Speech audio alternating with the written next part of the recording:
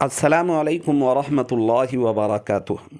ناظرین، آج کی اس ویڈیو میں مسئلہ کا عنوان ہے کہ رمضان کے مہینے میں روزے کی حالت میں، وہ بھی اگر کسی بندے نے انجیکشن لگوا لیا یا ڈریپ لگایا تو کیا اس سے روزہ فاسد ہو جاتا ہے؟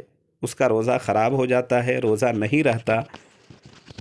شرعی حکم کیا ہیں، واضح فرمائیں۔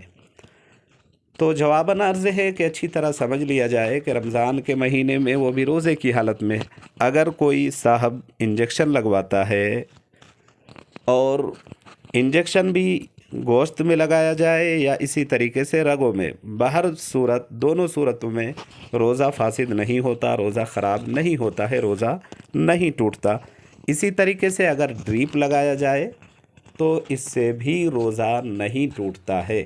ہاں، اتنی بات ضرور ہے کہ اگر کوئی صاحب جان بوجھ کے طاقت کے لیے اگر انجیکشن لگاتا ہے یا اسی طریقے سے ڈریپ لگاتا ہے تو یہ لگانا صحیح نہیں ہے، یہ عمل صحیح نہیں ہے، اس سے اجتناب کرنا چاہیے، یہ عمل مکروہ ہے۔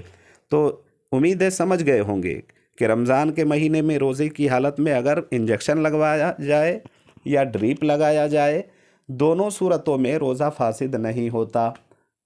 امید ہے سمجھ گئے ہوں گے۔ اللہ سمجھنے کی توفیق دے۔